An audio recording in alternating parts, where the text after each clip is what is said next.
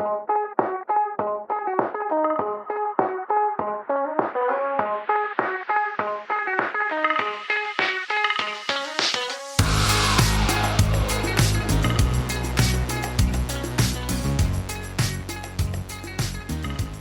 to Roundtable Mindset, the podcast where we seek to understand and share different perspectives in order to grow and challenge our own. And we encourage you, our guest, to do the same. Each week we will pick a topic to discuss, sharing our own unique thoughts and insights. There will be times when we won't agree, and let's be real, that's probably going to be most of the time, and that's okay. We feel it's important to understand that we can live in this polarized world and still respect one another and even be friends.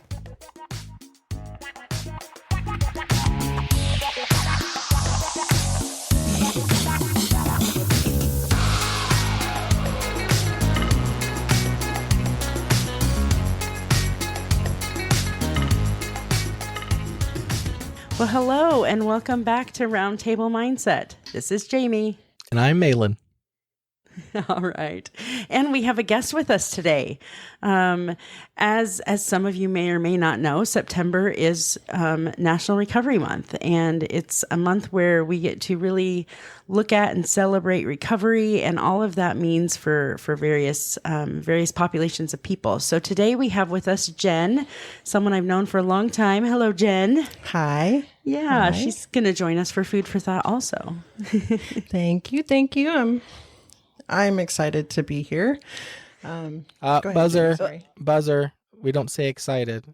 We have to pick another. I am entirely pumped as heck to be here. There you go. We were talking on the phone texting last night. I'm like, I'm so excited. It's hilarious because I already knew that because I was literally listening to it, and you guys had that same conversation in the episode that I was like retouching on when I was telling you about. Yeah, you guys had that. I already knew that. It's the quarter jar. I got a little bit, ahead of myself. That's all. So food for thought, Mahlon. Just so everyone's aware, let's just set the scene here. So Mahlon and I are on Zoom, and my friend Jen is sitting here in my little makeshift podcast studio. So two of us are in person, and Mahlon's on Zoom, but Mahlon can't see anybody but me. So this will be fun. He did get to see my face though, so now he has like a reference, and I have a reference. There you go. Right. So at least I have some sort of visual in my mind. So right. Okay. Because here's the deal: I'd never seen your face until today. And I've only heard your voice. So in my mind, I made up a whole person of who you were. How close were you to what you imagined? I think I got the beard right. Hey, close enough. If you can hear that I have a beard from my voice, I can hear it. That makes me feel, because when we first started and I was listening to my voice, I was like, I sound like Mickey Mouse sucking helium, and I've always wanted a deeper voice. So if you could picture me with a beard with my voice, I'm happy. Yeah. Thank goodness for the investment of some new equipment. That helped a ton, right, Mahlon? Got to get this voice thing down because I think for a while people thought we might have been mermaids and mermans because I sounded like I was underwater a lot, like with the old. I was going to say there was equipment. A little blah, blah, blah, blah, blah, blah. Oh, but come on, that's my thing. No, this is not a podcast for mermaids. But it is because I'm here. But today, I thought you were a unicorn. Okay. Both. Depends on the day. Anyway. We're going to go ahead and transition to food for thought. So today's food for thought is something that's a little personal to me. Things that I go through, I've often wondered about as well, which is when we're talking to individuals and we're having relationships with certain people, we ask our friends, family, how they're doing. Here's my food for thought. How good are we at identifying when people say they're good, but they're lying to us, or they don't want to burden us with their problems? How good are we at identifying signs that people that we are talking to, we are in relationships with, family members, need some help, and we just ignore the signs and listen to what they're telling us because it's easier for us? So that is something that I personally struggle with, and I've gone through myself, but I would love to get it kind of talked out here. So that's what I'm thinking about today. Well, Mahlon, I think part of that can be depending on the situation that you're in. Sometimes we are actually genuinely in kind of a situation where we need to be, moving along and getting to what we need to do. So that kind of happens naturally sometimes. I think it also happens sometimes if people don't understand emotional connection too. Like for me, I'm empathic. So like if you're feeling some kind of way, I can typically tell just by being around you. And so for me, it's hard for me to ignore. If somebody's not telling me the truth, I usually call them out on it too. Don't you think some of that's like relationship based though? Because that's kind of like, if I don't know somebody very well, when they say, "Oh, I'm fine. How are you?" I'm going to let that pass. But if it's somebody that I know well enough to say, "Okay, no, really, how are you?" Right. That's a different. I think that's the difference for me. It's that relationship piece. Well, I think it's a lot easier for people, not you personally, Jamie, but for people to have relationships that they know when something's off. So for me, I'm learning that my tell, when I have something that's bothering me, that I say the words "I'm fine" because I don't want to impose my issues onto somebody else, or I'm trying to manage them myself, I become a lot more withdrawn. And I don't intentionally try to make other people feel awkward, but I've been told that I do make people and maybe situations a little bit more awkward than they need to be, just because I'm internalizing it so much for myself that I create a void in a space around me where people try to engage me and it's almost like they get deflected off. And it's because I'm doing everything inside and I'm thinking through everything myself. And I'm withdrawing. So I don't know how subtle that is. To me, it feels like I'm the only one that can notice. But I have a feeling that there's other people that can pick up on that. But going back to the heart of my questions, do people dig a little deeper, or do they take me at face value, and vice versa? I've encountered people that used to be happy-go-lucky, smiley. Now they're a little bit more withdrawn. And you ask the question, "Hey, are you doing okay?" "Yeah, I'm fine." And then I've left it and I've walked away. So I think there's tells, but how do you see those tells with people that you don't know as well, or maybe acquaintances? And to me, that's difficult. Well, and I guess then too, what responsibility do we have to someone that we don't know very well? Like, if I ask, "How are you?" and I get that trite answer, and I give them just something to know that I'm there, that I care, whatever, then I feel like we kind of need to leave that up to someone else that's closer to them, or them to say, "No, hey, I really do need to talk to you. Have a second." You know what I mean? It's not like we can tie them down and be like, "Tell me all your secrets." It's kind of it is a tough space to be in but I think there's ways that we can share that we're here and we want to be there. If that's a space that you want to be in, and you want to just like let them know, like, "Hey, I do really care. And, if you need to go get coffee or something, or just call me, here's my number," that kind of a thing. That might be, you know what I'm saying? Yeah. Extend the olive branch, let them know that you're a resource that they can come and talk to.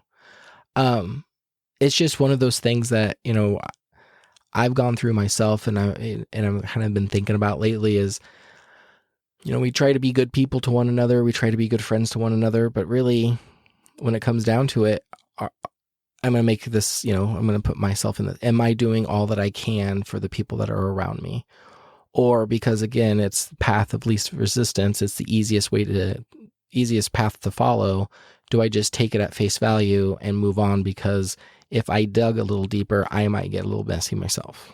Right. Though, Mahlon, the thing is, in my thoughts, we don't have that to invest in every single person that we come in contact with.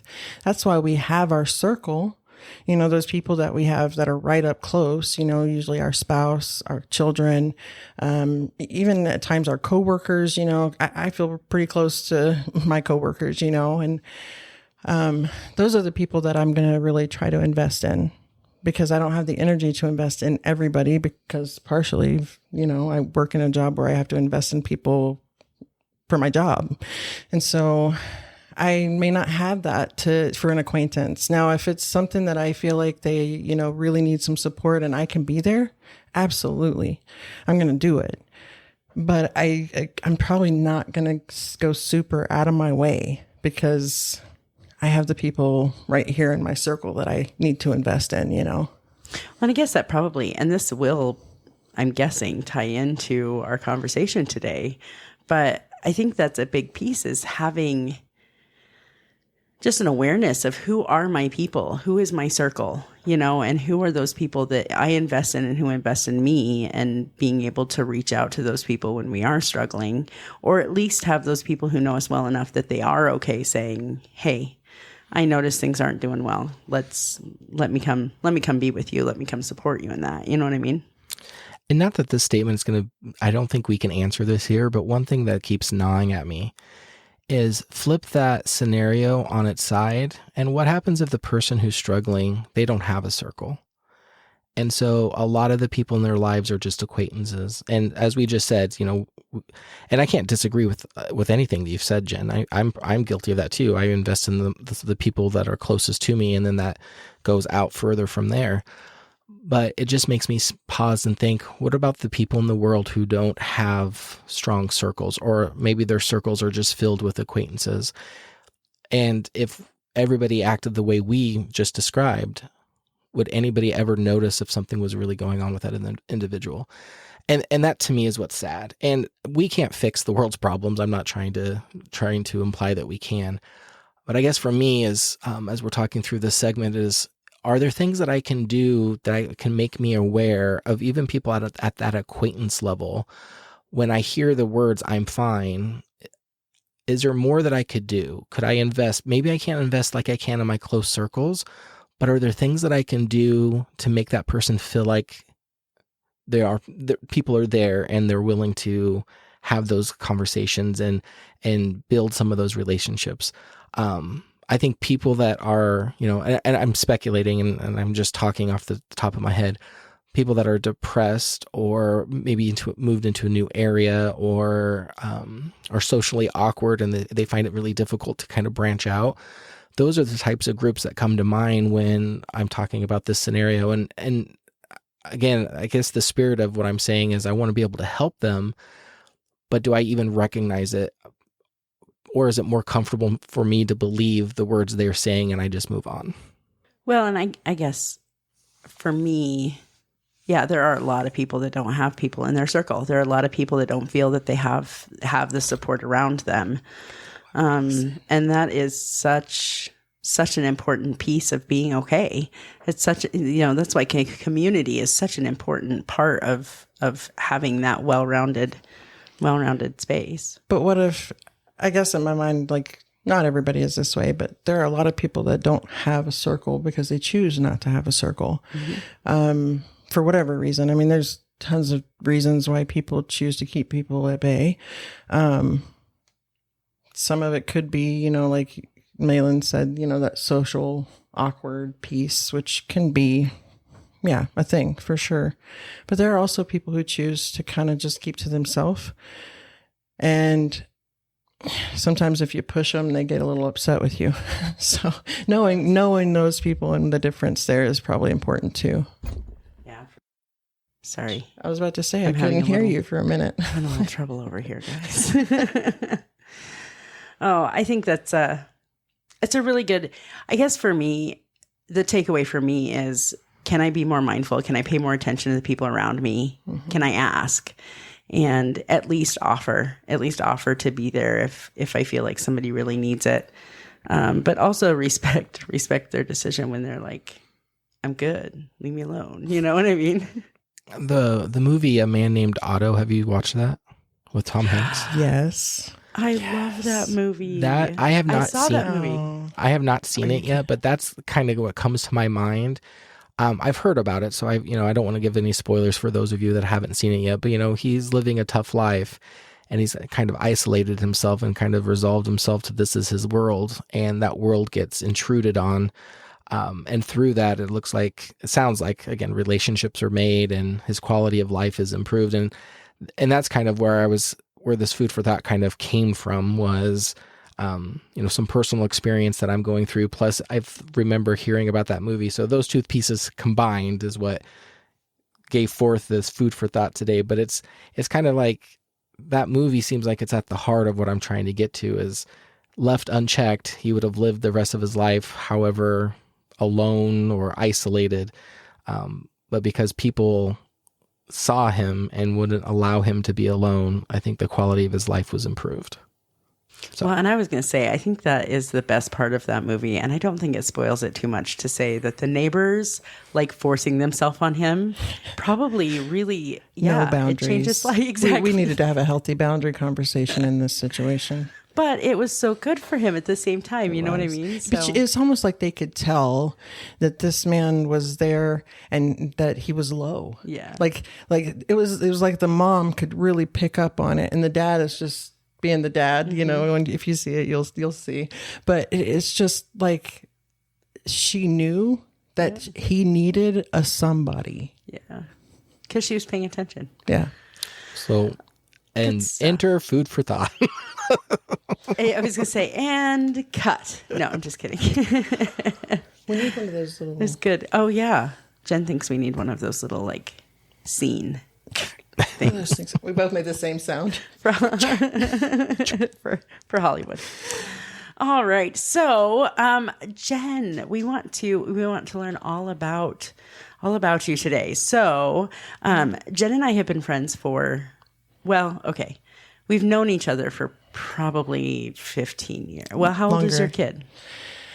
Sabri, 17. 17. She'll be 18. She was 3, I think, when I met you. The only thing I'm going to say is 15 years. That's adorable. How cute. Right. I know. You guys have known each other for like 16 millennia or something. I know. Quit bragging, Mahlon. Braggart. Yeah. Braggart. We've actually... I've known her actually for like 20 years because because I met you whenever you guys used to come in. The first time I worked at Perkins, you guys used to come in on the night. Her and her brother used to come in all the time. I worked the overnight shift at the restaurant, the only restaurant that was open overnight. Well, 20 years ago, then did we go to Perkins and meet Jen then? It's very possible, actually. As a matter of fact, I was about to say, I've always had kind of crazy colored hair. So if you remember some crazy colored hair waitress, that was probably me. Well, there was, she's one of the colorful characters at the Perkins during our late night philosophy sessions. All I know is if you served me a Frisco melt with fries and a bowl of ranch, and when I say a bowl of ranch, you brought a cereal bowl? Yeah, you meant like this. You meant the soup bowl. Like you're not playing games. I got you. When I say I need a side of ranch, bring me the pitcher. That's what I need. Could you bring me? We used to make it in 5-gallon buckets, if you guys can believe that. 5-gallon buckets of ranch. So here's a funny story, Jen. So I was at Amigos and I went through and I said, I need an obscene amount of ranch. Like that's how much ranch I need. They gave me like a small or medium drink cup full of ranch. It was remarkable. Bless them.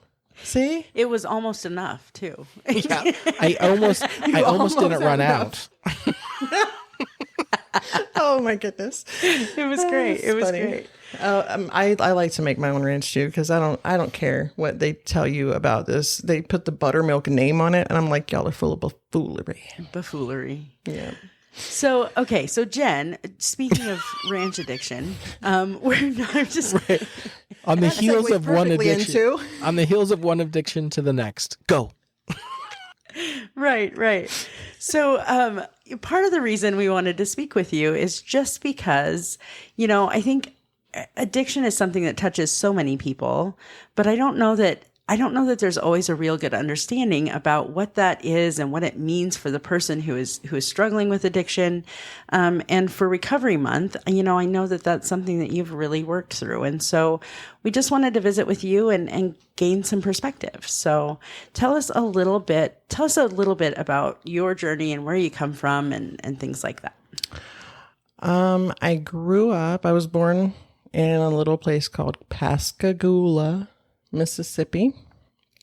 There's a naval base right there and a naval shipbuilding. And there's also about 30 minutes from there, there's an Air Force base. And so I was born there. I lived in Virginia for a little while. When I was born, my dad was an architectural engineer, and he helped design ships for the Navy. And my mom was in cosmetology and was a general manager at Sally's Beauty. At some point when I was around 5, my dad flipped out and at work and got into a physical altercation with his boss. And the government was like, no, crazy pants, you get to stay home. And so we went from my dad making 6 figures to him making $12,000 a year overnight. And my dad was also bipolar. So this was the 80s and 90s. So we didn't really approach mental health quite the same way that we do now. And so I grew up in a household where my dad was physically abusive to my mom. And that started when I was in utero. I don't have a reference that I can go back to that's prior to that. So growing up, I got the impression that I was not good enough and that I had to try to please everybody, try to keep everybody happy. And that's kind of how I ended up being an empath and being able to read people and, you know, kind of feeling what other people feel. It was so I could read my dad and what kind of mood he was in and what I was in for. You know, he was never aggressive towards me and my brother. So like, I want to clarify that, but, just seeing that happen between my parents, it still left the same impression in me that, we weren't good enough for him to stop doing what he was doing. And as a little child, you can't understand, that there's mental health aspects. I knew, but I didn't know, you know, I mean, it's just different. So when I made a lot of stupid choices, you know, when I was younger, and one of those was my older sister was a drug addict, and she kind of, I'm going to say swindled. And that's the word. It is swindled. The guy I was dating at the time was anti-drug completely. So I had never touched drugs, right? But my sister, her little punk self, told me that if I didn't smoke with her, that she was going to convince the guy I was dating that I had. I was like, oh, that's cute. Well, that started the path. I smoked weed for the first time when I was 16, which then led to meth, which led to me using every single drug you can think of at least twice. I've used needles to ingest drugs, smoked drugs, taken drugs orally, all of the above. So it started at 16. Right. And was it years long of addiction that you experienced? At 16, I started smoking weed, which progressed to using quite a bit of meth my senior year. So that was going into my junior year. I smoked weed for the first time. Well, in my senior year, I was high on meth for a lot of that year, to be honest. I was not using drugs at that time, or needles at that time, I should say. I was smoking. Mm-hmm. I quit when I was like 18. I got really, really sick. And I quit. Mm-hmm. And then I moved up here and I started using again, but just briefly. I quit using hard street drugs in 2004. Yeah, 2004. I had to think. I'm like, how old is my daughter? Subtract that. So in 2004, I stopped using hard street drugs and had a lot of things happen. Just shortly after that, I had my daughter and went to jail, and so I was clean. When I was pregnant with my daughter, and then afterward, mm-hmm. until I smoked pot, and that's how I ended up getting in trouble. I was on probation. Oh. That's why I ended up going to jail. And I have not been on any like hard street drugs at all since then. Like I haven't touched anything. I did end up struggling with a pill addiction for quite a number of years. I fell down our stairs at our house and I injured my back, which I still have nerve damage. So I was on painkillers for a long time. And then I also had benzodiazepines, Xanax for anxiety. And that's the only thing I ever went to treatment for was pills. Mm-hmm. I'm like, man, you can get them legally. That's crazy. Yeah. But I didn't even go to treatment for 8 days, but I have ODD. So like once it was like, I'm done with this buffoonery, I was done. Mm-hmm. And so I just needed to get titrated off my meds. Essentially I needed to get sober. And so that's what I did in treatment. And I have had to take pain meds. When I had an ankle surgery, I took them like I was supposed to and didn't get any more. And then I had my thyroid removed and they gave me like pain meds while I was in the hospital. But when I left, I wasn't on anything. I haven't taken anything else. Yeah. So I have a question. Sure. First of all, I'm going to thank you for telling your story and being open and honest. I don't know if I would be that brave if I was in your shoes. So I want to acknowledge that first and foremost. Thank you. My question that comes on that though is, and it's coming from a place of ignorance for me because I have not experienced anything that you're describing. Mm-hmm. But when you're in that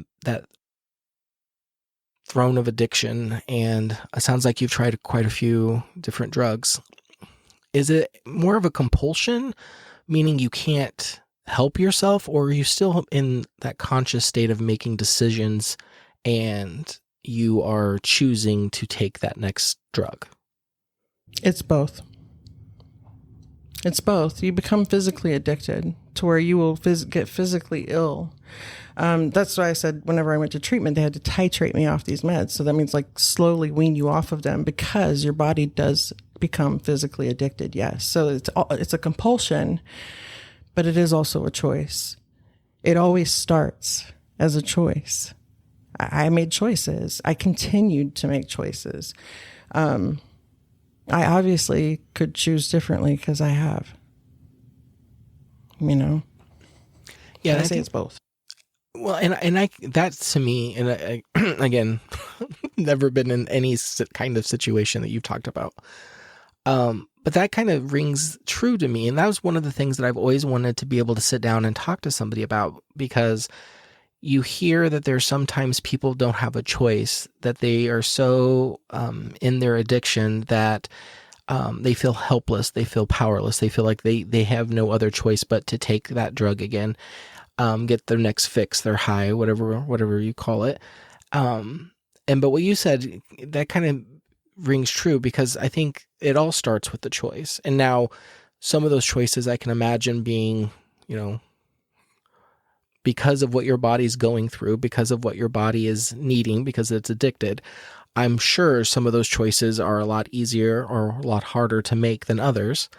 But it still is a choice. And I think that's something that I wanted just to be able to ask someone. So thank you. Mm-hmm.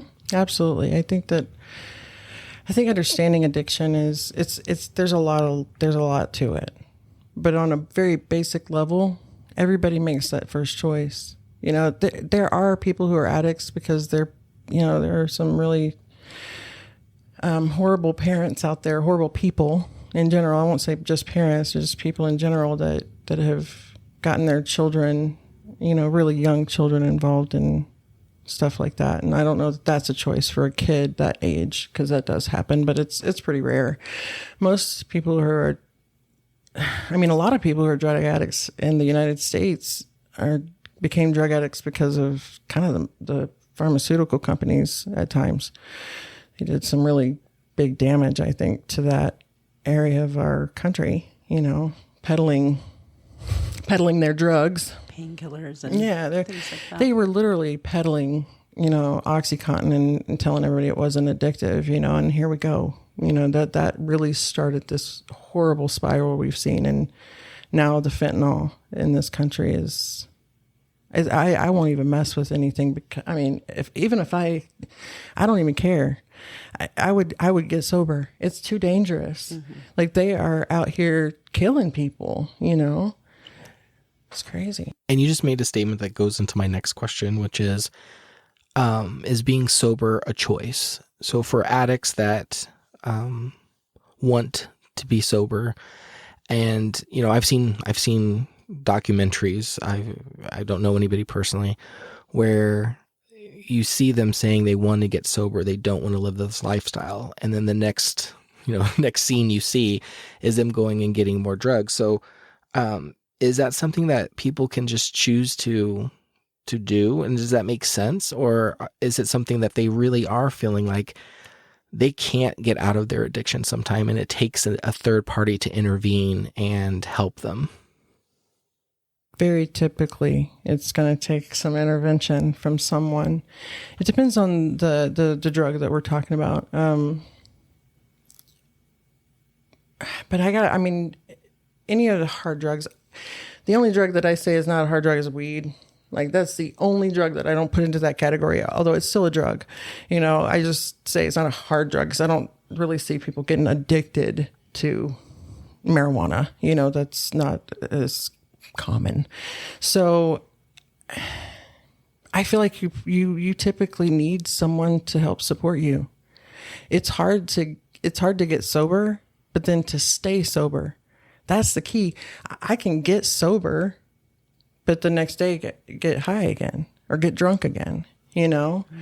But maintaining that sobriety, yeah, you typically need support. And is it a choice to stay sober for me? Yeah. Well, and I think this is a good space to kind of talk about, you know, sober, clean, drug-free, as opposed to recovery, you know, because that, to me, those are two very different things. They very much so are. Can you talk about that for yourself? Like, what did the difference between sober and recovered recovering look like for you? So I went to treatment in 2016 in July, but I don't really feel like I started my recovery until a few years later, a couple of years later. And the reason I say that is because I needed something to open my eyes to the damage that I had caused in my relationships because of my behavior. And because of my addiction, you know, too, how it played a role. And that moment happened when my boy graduated high school. And I don't have a picture of me and him together in his cap and gown. And so for the first time, I think ever, I wasn't mad at anybody but me because I failed to create that relationship with him. You know, we've since been able to work on that. We have a much better relationship now. But I really feel like that was the moment where I was like, okay, it's not just about me not using. Mm-hmm. I mean, that piece, okay, cool. It's really about working on the parts and pieces of me that were broken to begin with, which led me to become addicted to drugs. I mean, yeah, that's... Yeah. Well, and some of the themes that I hear in that is I realized it was on me. Mm-hmm. Is that a piece of recovery for you? Was kind of, you know, I guess understanding your role in like personal responsibility in those things? Absolutely. Without that, you just go back to using or doing those things because you're not fixing the part of you that needs to be fixed. Mm-hmm. And so what I've seen, I guess, in my experience is that codependence, which is, you know, addiction, it really just boils down to a lack of the ability to love myself. That's a skill. I think self-love is a skill, you know, and it's a skill that I don't think my parents had. You know, my mom's codependence is what kept her in a relationship with my dad. However, for her to say that she stayed together with him for me and my brother, it put us in a really messed up spot, and feeling guilty because of what my mom went through, because she was staying with my dad for us. Like it put me in this space where she was codependent, obviously. My dad was just sick. He just had a lot of mental health stuff. And I just don't think that either one of them knew how to love themselves. I mean, my dad experienced some really, really tragic things growing up, and with that, from everything that my family said, that he had, his was genetic. Like he was born cuckoo, cuckoo. Okay. So I don't know. There's a lot to it for sure. There's a lot to being, codependent and trying to figure out why, you're trying to deal with this. And it really just boils down to me for like an inability to love myself. Yeah.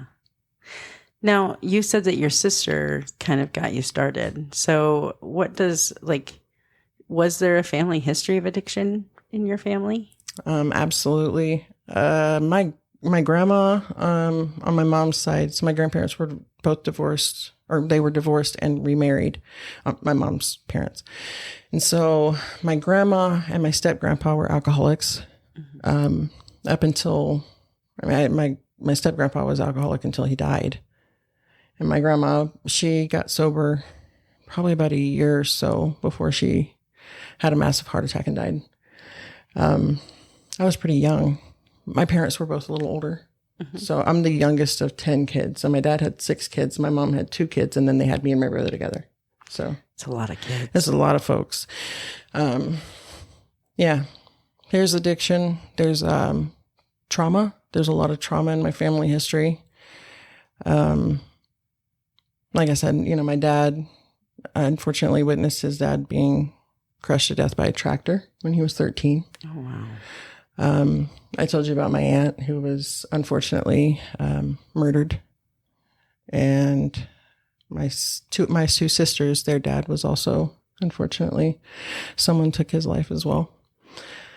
I didn't know him, but it still obviously created trauma in my sisters and my mom, which then carries down, that whole, like, that trauma, generational trauma, it's a real thing. Yeah. It goes deep in my family. I don't know a lot about my family before that, but as far as my great-grandparents or anything, like I said, my grandma was born in like 1899. Oh, wow. Yeah, that's my dad's mom. I'm pretty sure that she was born on the same day as me too. Your grandma. Yeah. Yeah, your parents were a little bit older. Yeah, my dad was almost 42. Yeah, my dad was almost 42 when I was born. So, and then my mom was 34, which is, for the South especially, you're ancient at 34 if you're having babies. Oh, well. We start earlier down there. Apparently we don't live as long as something. I don't know. Yeah. So how, I guess, you talk about that trauma piece. What kind of, I guess, how did that lead to that addiction piece for you? Or how did that lead to this pathway? So, like I said, the things that I experienced growing up led me to feel that I'm not good enough. It's a thing that I'm still working through today, actually. It's kind of like that. It's like the last frontier for me, for my mental health journey. But that lack of the ability to love myself and the things that I experienced, I didn't care enough about myself to not use the drugs. And it also covered up all the feelings that I was having to deal with, that I didn't have a clue what to do with them. Because nobody in the 90s and the early 2000s, we just were not where we are today, with mental health. And so, like, we fell through the cracks. Right. And there were people that knew the stuff that was going on, and just was like, why doesn't anybody ever do anything? So all of these feelings, all of this stuff, it weighs on you like all the time. And I had reactive attachment disorder because of my dad being abusive towards my mom, and, abusing her while I was while she was holding me when I was a baby, just all of these things, so that morphed into borderline personality disorder, which makes it easy to become an addict. Mm-hmm. It really does. I mean, just codependence and not being able to care about myself and wanting to mask all those feelings. The drugs do it. Well, and you said something that kind of struck me. You said that you got clean and sober, you went to treatment in 2016, and it was a few years later before you really entered recovery. So can you tell me a little bit more about what steps you took, or what does that mean when you entered recovery several years or a few years after you got sober? For me, the definition of I started recovery was that moment when I said, "Oh crap, look at what you've done." Look at the fallout that's happening because of the choices that you've been making, and there's got to be a better way. Right. And that's the key for me, was there's got to be something better. I didn't have all the answers. I don't have the answers yet. We're still working on that. But it really started when I just accepted my role in my outcomes, period. Mm-hmm. I had to accept my role in what happened with me and my boy. The fact that we don't have a picture together. I had to accept that was because I failed to create the relationship that would lead to him wanting to take those pictures with me.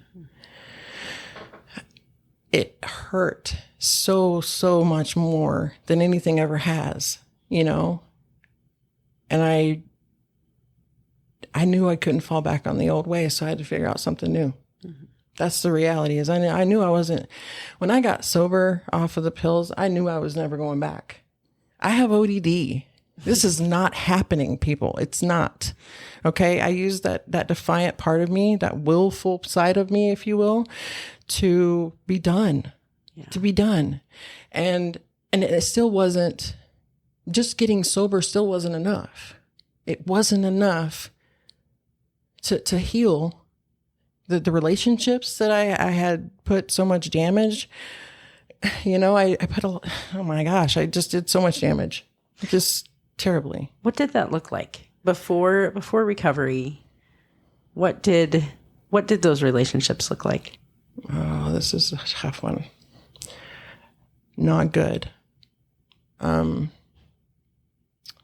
a very reactive person, and I usually react with anger. So there was no relationship with me and my boy. And my daughter was terrified of me. And not because I ever beat on her. Because I can count on one hand how many times that kid got a spanking. Mm-hmm. It wasn't that. I beat her with my words. I didn't need to use a belt. I broke her. Yeah. I broke her. And I broke my boy many times just because of the things I said to him that I can't ever take back, So one of the things that I'm hearing you say that is intriguing me is something that I can relate to. I've stated prior that my emotional spectrum is not as broad as I'd like it to be, but one of the emotions I live in very well is anger. That's a familiar emotion with me. And that was one of the aspects that I wanted to touch on when we started talking about doing an addiction episode, which is, previous in this conversation, you were saying most of the time it takes a third party to kind of intervene into somebody's life in order to start turning things around. And my questions come from the fact that there's a lot of anger around people who are going through addiction, because I think there's manipulation that goes on. There's possibly, taking money. It feels like the person who's in that addiction is being in a state of taking from the people around them. Could be their time, could be their generosity, could be their faith. I mean, there's a lot of different things that I think get disrupted when you talk about somebody going through addiction and what that lifestyle looks like. So when you're touching on the fact that there's some relationships that are angry, and I think you even said that you did some things that you're not very proud of, but it was probably out of anger. My question comes from, how do you get past that? Do you have any words of advice for people? Because I couldn't put myself in that situation. If I was dealing with somebody who was an addict and I felt like I was getting used over and over and over again, or I was just getting told what I wanted to be told, face value with no real meaning behind it, eventually I would get to the point where I would be so angry that I'd almost wash my hands of that individual. And so how does that obviously doesn't help them. So where do you go from there? If you're an addict and you've burned all those bridges and you've made all these people mad at you and there's nobody left that's tolerating you, where do you go? How do you even start? Well, okay, so let's start with what you said, that manipulation, lying. The only exception to what I'm about to say is stealing, okay? But every other thing that you mentioned, the person involved is choosing to give that person money. So don't be an enabler. If you're getting angry because of somebody doing something, but you're still doing it, you got to ask yourself some questions. Like, why are you still doing this for them? I mean, you're enabling their bad behavior. People don't even grasp that that's what they're doing. They're like, oh, they need to eat. No, hunty. They are not going to use that food or that money on that food. That's not what they're getting that money from you for. If you want to help someone who's in that place, you go buy them the food, right?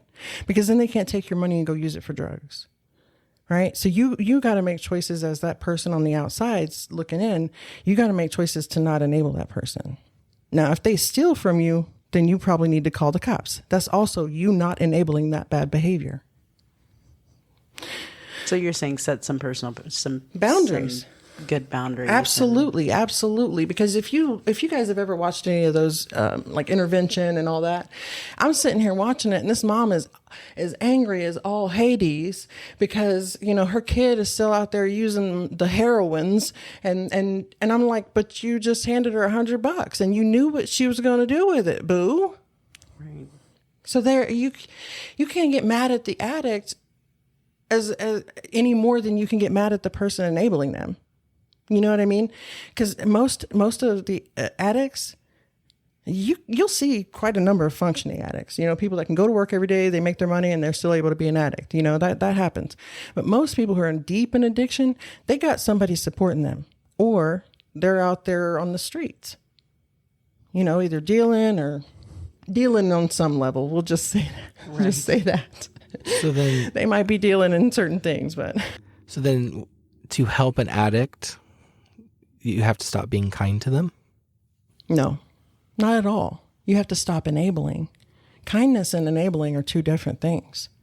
I can be kind to somebody all day. Hey, let me do this with you. That's kindness. Or, hey, you said you're hungry. Let's come in here and I'll make you some food. That's kindness. That's kindness. Enabling is, oh, you're hungry? Let me give you $25. Although I know that the last $25 you didn't spend on the food, like you told me, you went and bought drugs, but I'm just going to trust that you're going to do it right this time. No, you're practicing the definition of insanity.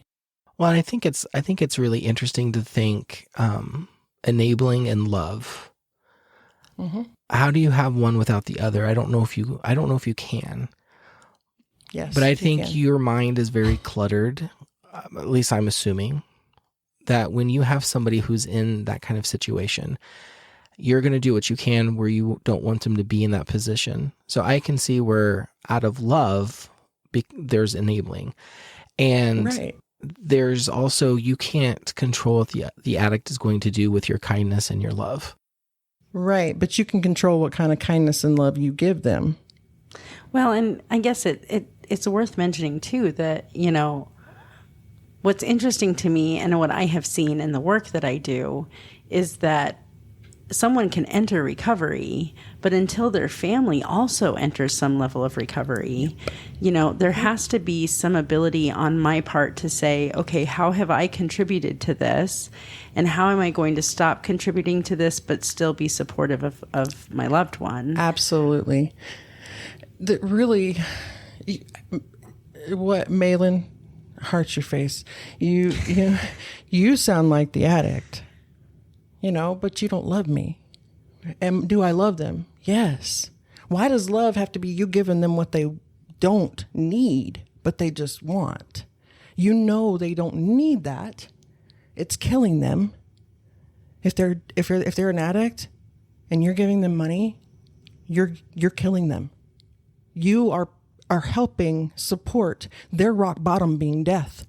Well, and that's an interesting piece of this too, is that rock bottom piece. Can you talk a little bit about, that concept? What is rock bottom? What does that mean? I hear it a lot and when we talk about addiction and recovery. Can you talk a little bit about that? When they say rock bottom, they're talking about that spot where you hit the bottom and you have to start climbing out.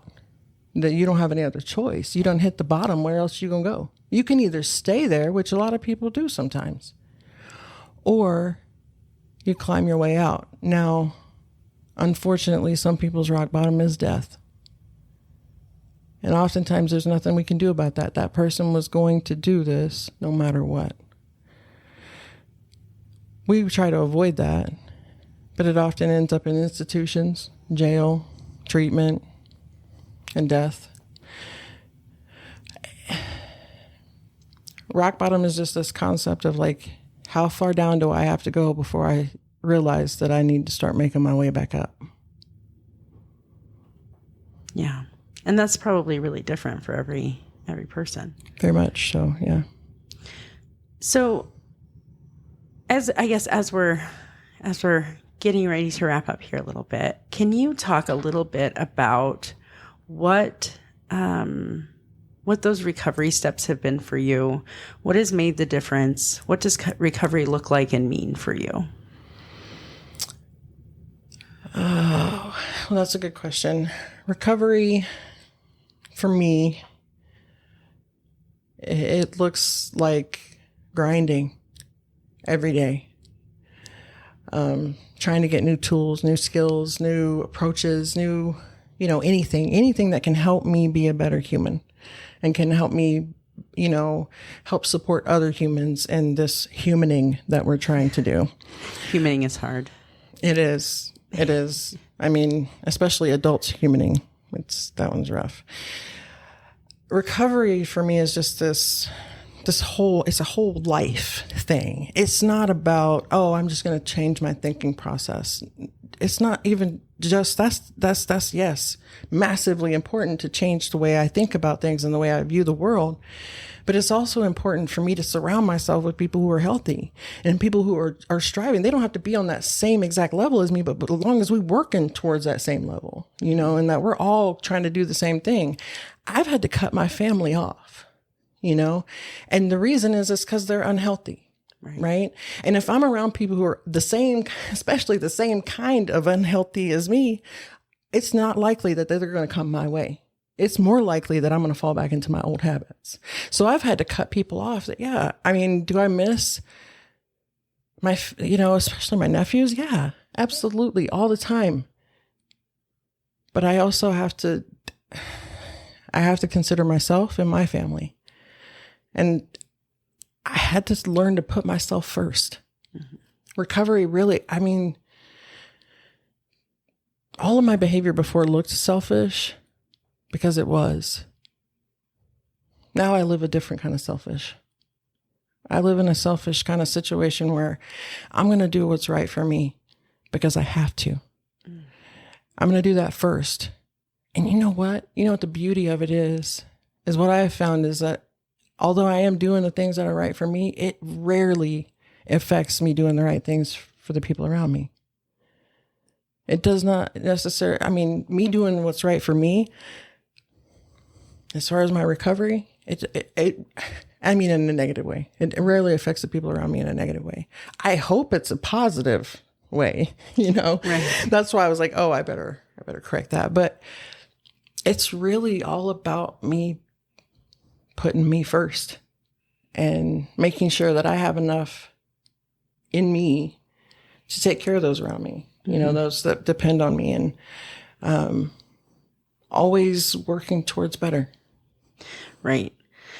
That's well, and I'm also curious, can you talk a little bit about the changes in your relationships as you've worked through recovery and are working through recovery?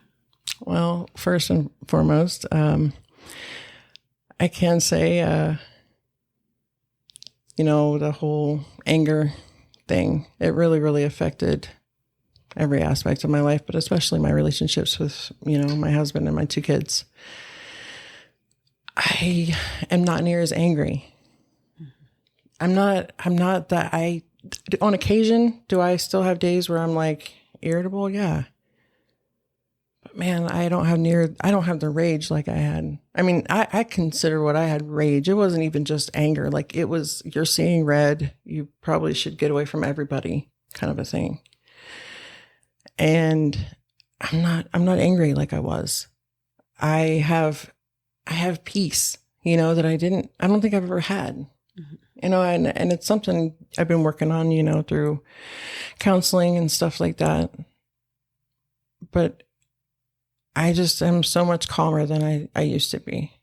More reasonable too, I think, you know, and that's been a progression over the last 4 years. You're like, maybe. Yeah, that's a growth point I've seen for sure. Yeah. I think one of the things that I'm curious about, oftentimes people consider, like when you hear about recovery, the first assumption or the first thought is, oh, they were addicted.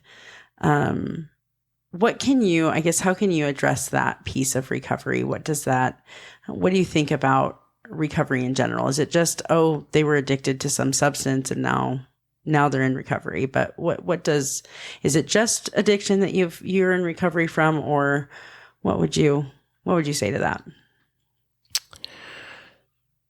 My addiction came from my mental health.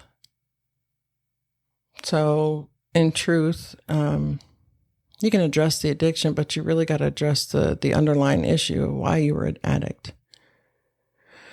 And that's the real piece for me of like the recovery piece is I am now actively working on my mental health.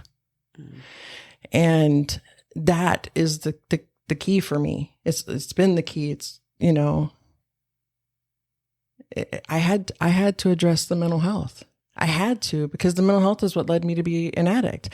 Without that mental health piece, I probably would have smoked a little weed, done my thing, been cool. We'd have been kosher. I'd have never tried anything else, right?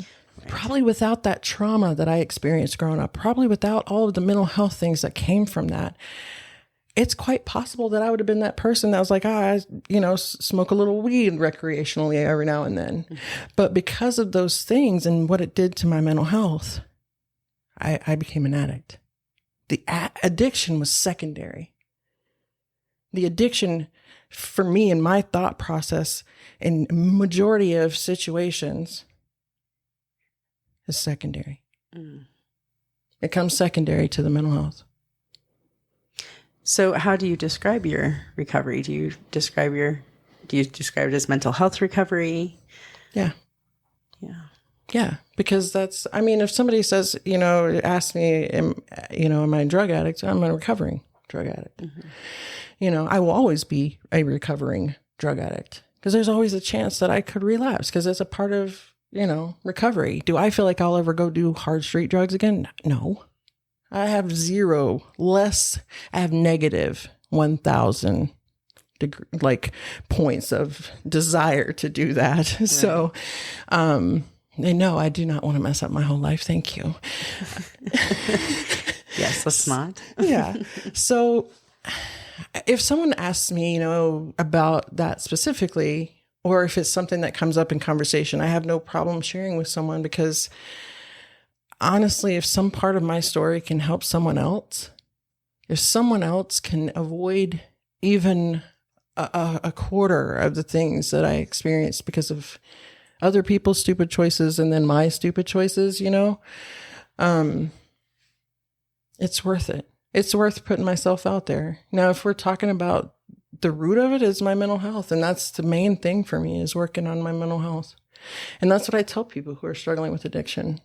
Are you actively working on your mental health? Because if you're not, you might as well give up the goat right now. Okay. Just give it up. Right. Well, and I think, what has been so cool for me, knowing you as well as I do, is getting to watch part of that journey and getting to be a small piece of that. It's incredible how, when you and I were able to reconnect just a few years ago, you were already such a different person. And then over the course of, 4 years. 4 years. Yeah. The amount of growth and change I've seen in you is awe-inspiring. I appreciate that. Tell me what has been the difference in this last 4 years, and really even, honestly, Jen, I'm going to say even the last 2 years has probably been like on hyperdrive over here. So what has made the difference for you in that time space? Okay. So one big piece is that I got into individual counseling for the first time in my whole life. Unfortunately, I drove up onto the scene of a pretty serious car accident, in which a woman that I was friends with was unfortunately killed. And I immediately knew that I had to do something. That's a pretty obvious, you just had some pretty serious trauma. So I got into counseling, and I feel like that's been a huge piece, at least in the last 2 years. But this last 4 years for me has been a roller coaster of crazy, just all of the different things that I get to learn, through my job, the trainings, and not just the trainings, but the people that I get to be around every day, my coworkers, and I get to see that they're not perfect, but man, they come through, they own it. Yeah. And that to me is so important. And to see other people, the light bulbs going off for them, it's so cool to see other people hit that growth. And it just inspires me to keep going, and just to keep being the best version of myself that I can be. Maya Angelou says, when you know better, do better. Well, I know better. We've actually had that quote on the show before because it's one of my favorites. Isn't it though? It's such a good one. I mean, it just really is. It just encompasses like all of it. Like that just explains it. When I knew better, I had to do better.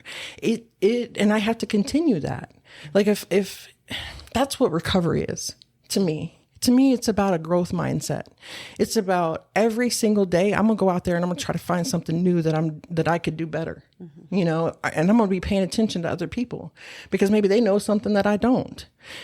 And for me, it's just all about that, being more willing to do trainings than I ever was. Oh, mercy. It's a break. I'm just saying. Well, and if you can't tell, I don't know that we were really explicit about it, but Jen does peer support in the same agency that I do peer support. And so how, and I guess that would be my last question for you is how has that job where you're supporting other people who have been through or who are going through things that are similar to what you've been through, how has that contributed to your own recovery? Oh, wow. That's, it's been invaluable. I mean, I tell people when I first talk to them, I always say, like, I don't always have all the answers. We're going to grow and learn together at times. Because that's the truth. I hope that I never get to the point that I say, I know everything. I said that when I was 13 and boy, was I wrong.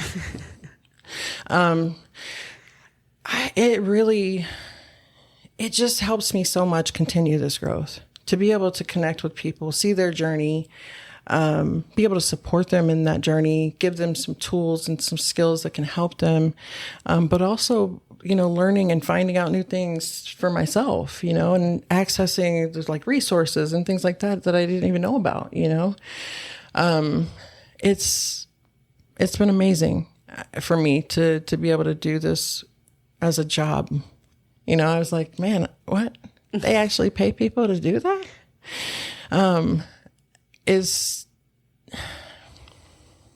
It was exactly what I needed when I needed it. And it still continues to be that. Yeah. That's awesome. I can't thank you enough for coming on. Mahlon, do you have any, I guess you have any other thoughts to share?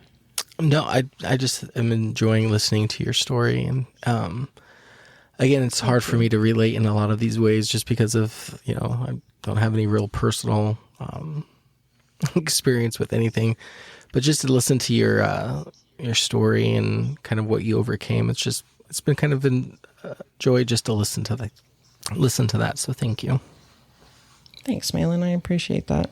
Yeah. I've very much so enjoyed being here and being able to share, some of my journey, and hopefully that the people that it reaches, it touches them, and it inspires them to want something different, because really that's the start. There's where you start changing your addiction, is you got to want something different. You may not know how to go about getting it, but once you want it, by golly, you go out there and try to find out how to do it. Yeah. Find somebody to be there with you. Well, this has been long awaited. I know, forever. Jen and I have been wanting to for 5 ever. I have been listening to the podcast, and I'm like, and asking regularly, when are you going to have me on? You said podcast? I had to listen to it to come on to it. That's exactly what I said to her. It's like, you said I had to listen. I'm listening. I'm totally coercing for more. No, I'm just kidding. She is. She's out here peddling her podcast. Oh, but no, this has been good. I appreciate. I know that you've been through some big things, and I appreciate you sharing that with us and with those of our listeners that are listening in. So, this has been fun. I appreciate it. Absolutely. Yeah. I've enjoyed it. Cool. It was not exciting. I feel like Mahlon's going to fire us both. I think he's going to hit the mute button. So, well, thanks for joining us, and thank you, everyone listening. We appreciate you joining us on this exciting journey. We're just going to get all of the icky words out of the way, right, Mahlon? Yeah, we won't be using exciting anymore. We keep saying that. I think this is week number 4. You need to do SpongeBob. I'm ready. I'm ready. I'm ready. I'm ready. I don't watch SpongeBob. I have no experience in SpongeBob. Do we need to have an episode about it? I'm just kidding. Okay. I mean, you could really talk about how they're peddling an adult cartoon to children. Oh. That's a topic of combo. Okay, so moving on. And so about Ren and Stimpy. No. Right. Well, thank you, everyone, for joining us, and we'll see you next time on Roundtable Mindset. Bye. Bye-bye.